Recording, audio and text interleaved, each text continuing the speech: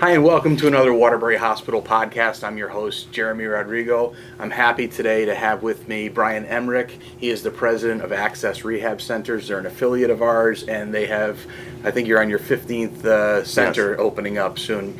They see hundreds and hundreds of patients every single day. And also joining me from the Fire Marshal's office in the Waterbury Fire Department, Tom Fitzgerald. Tom is the Fire Marshal here in Waterbury. Today, we're going to talk about safety in the home, and we get a lot of questions about this, about how do I keep people safe. We get a lot of adult children of older folks that want to make sure that mom and dad are safe in the home. Slips and falls, fires, all the things that keep them up at night. And these are just some kind of tips about how to keep mom and dad safe, things that you may not have thought about. Or if you are the person that want to stay safe in your home, how to keep yourself safe, right? So these are some of the things that maybe you haven't thought of, and some things that we see commonly, because this is kind of the business that you guys are in. So we're going to start with Tom. Tell me some of the most common things that you see that would concern you as an adult child of an older person, or if you're an older person living at home. So the first thing is that I'm concerned with is smoke detectors. Yeah. There's a lot of times we get to an inspection and we see the smoke detectors without the batteries, and They said, well, that was chirping, it was making noise, so we took the battery out. Yeah. But that's the first line of defense. So if you got a good working smoke detector, and you place them in each room, in each living space, and on each floor of your home, that gives you the protection you need if there's a fire and that smoke detector goes off. That gets you out as soon as you can. That's the goal, get out and stay out. And the nice thing is the new smoke detectors that you could purchase now are 10 years. You don't have to change a battery for 10 years. And they chirp for a reason. Correct. They're chirping to tell you there's something wrong. You need a new battery. Right. So that's the nice thing about the 10-year smoke detectors. You shouldn't get a chirp for at least 9 years, or once they start reaching that life expectancy. Yeah. So, number one thing, if you have working smoke detectors and a CO detector. A CO detector is, I think, a little more important because carbon monoxide is odorless, colorless. You can't see it, you can't smell it. Yeah. So if there's an issue in your house with carbon monoxide, if you have oil or gas appliances, furnace, you could have a CO issue, and you won't know it. You won't know it. There's no smell. Like, I didn't smell CO. Exactly. Well, right. You can't so smell it. That's the two most important things is have the working smoke detectors, and that'll get you your early notice and get out as soon as you can. That's important stuff, and they're so readily available now. Correct. Right. Smoke detectors and Just pick a store. You can get them at CVS, your Home Depots, you name Walmart, Amazon. They're everywhere, and they're reasonably priced where, again, the biggest bang for the dollar that you're going to get that early notification. Yeah, and we're going to come back to you Definitely. in a second. But Brian, let's talk about the stuff that you see in your clinics, people who have been injured at home. It's not uncommon. In fact, it happens very frequently that a patient gets discharged from the hospital. They'll go home, and we'll get them back into the hospital or into an outpatient center with another injury. And a lot of it has to ends up being that they got into a situation where they fell, they slipped, and they had some sort of an injury that brings them back in.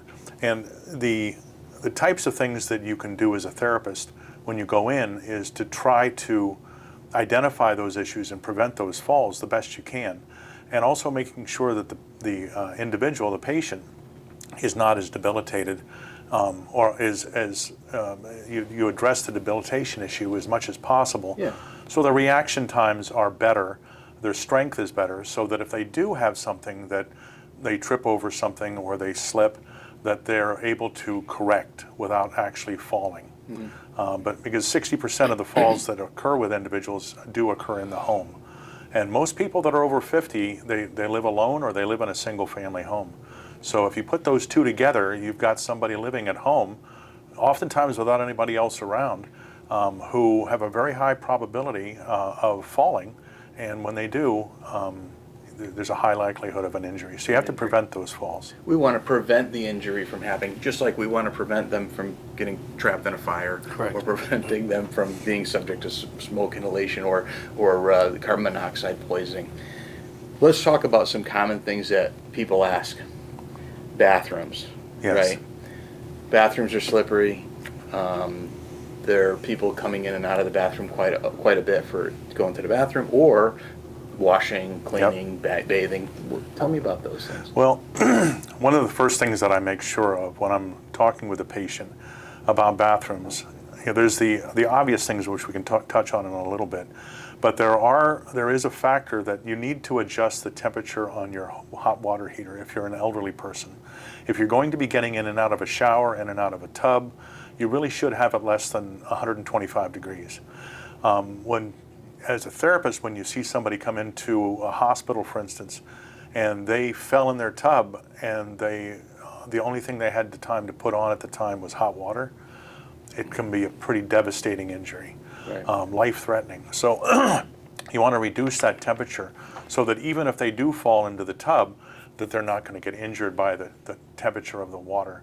But when you're talking about getting in and out of the tub, in and out of the shower, the standard things are grab bars, making sure that they're adjusted correctly for the individual.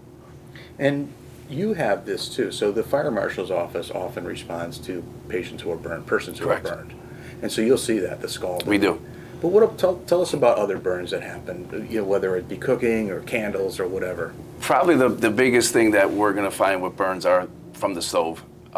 Again, you're cooking with whatever the product is, if it's an oil, if you're cooking with, you're frying some food, stay alert, stay in the kitchen, don't leave. People, I got to run downstairs or I have to run outside to get, do something and you come back and you have a kitchen fire. Right. It's very important. That's probably our most likely area for fires, just because of that cooking side of things. So just be alert. Right. Be present. Unattended. Unattended is the biggest thing. I just stepped out for a minute, and that's that quick. Right. It could be that quick, and you just don't realize the danger. So be prepared. They have great products that help put out a fire stop, and the blankets that they have just these new products that work very well. Yeah. So but just be aware. Just don't cook food and go watch Wheel of Fortune and go put the TV or fall on. asleep. Or fall Yeah, asleep. yeah. Right. People do that too. If you come home and it's later than it should be, don't attempt to cook. It's not the right time, and so that's a big issue. And some of the things that your therapists that visit homes will find, and your firefighters, because the firefighters in the city of Waterbury, the first responders for medicals as Correct. well, for people who didn't know that, but clutter. Yes. You guys want to touch on clutter in the home? Well, that's a great general topic because it addresses many of the issues. When you go into someone's home and you're going to try to make it safer for them, one of the first things you want to do is create corridors where they can move through without encountering so many different obstacles, including the throw rugs, getting rid of the throw rugs, anything. Because if they're walking through and they get a little bit unsteady, they're going to reach out and grab a hold of something. You don't want to put something that's going to crash over and take them with it. Yeah. You want to create a nice open area, and if you need something to hold on to, it's not ideal, but you put something heavy like a chair or a table or something like that. Yeah. But you create those corridors. But Yeah, and I see people are comfortable with their own clutter and mess. Yeah. They don't look at it as that. And we just want to make sure that you have 2 ways out of each room. And one could be a window, but make sure you have access points to get to the doorway, the window. And then once you get out of the door, that your hallways are clear. We go to houses that, become borderline hoarding issues, and they don't see it as that. They see it as almost like it's normal. Yeah. But we want to keep, again, clear path to each exit. And in your furnace, keep 3 feet so you have no combustibles close to the furnace. Yeah. But these are just things that, some people don't see it as an issue. But it's also not just their ability to get out, but your guys' ability to get in. You guys in an medical emergency or a fire, but your therapists have to get in to take care of the patient. So it's not just, can you get out? Can other people get in to help you? And those are some of the things that I think people forget about. Again, they assimilate to it. The person living at home assimilate. We all assimilate to our own stuff, right? They don't necessarily know that it's possibly impeding them getting help if needed, or care, or causing a fire, right? I want to talk about, and I think this is obvious, but keeping a means of communication nearby. Have your phone, if it's a phone, if it's the caller button or whatever. Yeah, absolutely. Nearby. Yeah, Right. you would know more about this than I would, but the call buttons, the emergency buttons, those are very good to have. But also, when you want to have close by on your phone all of the contact information that you would want an emergency responder to be able to make phone calls to, a family member, your primary care physician, the police department, the fire department,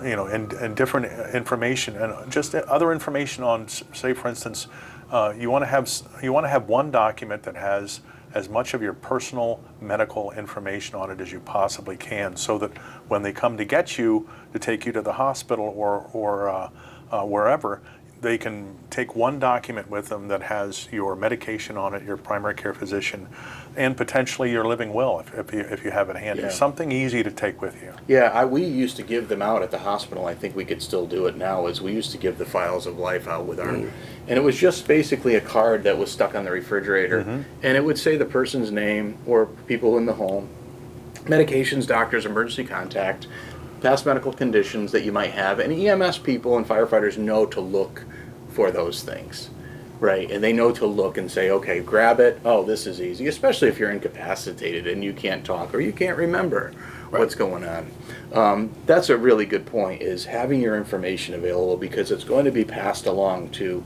the firefighter who's the first responder, the EMS crew that's going to take you to the hospital ED, and beyond. So we talked about clutter, we talked about bathroom safety.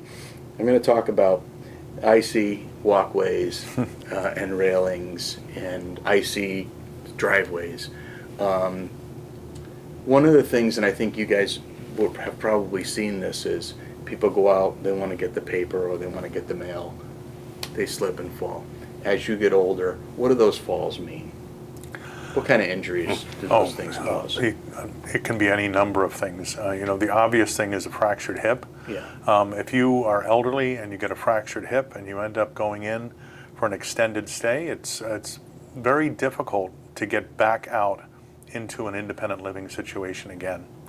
It gets more and more difficult the more frequently you have those, because you go into a cycle of injury, and then you have bed rest, you have muscle wasting, and then you end up going back out again, and you're even more unsteady.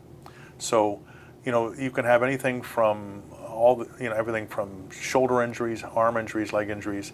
You see it all, but also people, when they get older, they tend to get, they're more likely to have osteoporosis, and bones will not heal as quickly when you have osteoporosis. It takes longer, and sometimes they just won't heal. Yeah. So you can end up with some very significant limitations in mobility, which would lead to the whole cycle continuing.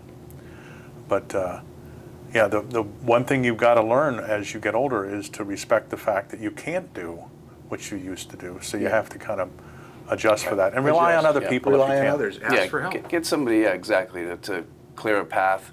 And you get used to that front entrance. That's your way. You go in and out all the time, but you have a back entrance, you have a slider. I try to keep those clean and clear as well, because you don't know what exit's going to be available when in an emergency. So if you're used to going down the front stairs, that might not be an option. So have everything as best you can. There's kids that still walk the streets to make a few bucks shoveling snow. Shoveling snow, So sure. get somebody that can help you, or used to do a that. family member, and make sure your exits are available, because you don't know what the emergency may be. So Yeah, it's and just important. before I kind of wrap up and talk about some of the common things that we know about, I'm a first responder. I've been a first responder for 30 years. So let's talk about, can we just address the idea of candles and the thing about candles? Yeah, People so love candles. people do. I mean, Yankee Candle is obviously made their money because of they have these great smells, and so just be very careful. Make sure that the wick is at the proper size, that you don't have a huge flame. When the candle gets low, don't keep it. The glass will get really hot. The glass could break. Yeah. Just be very careful with candles. Again, don't leave them unattended.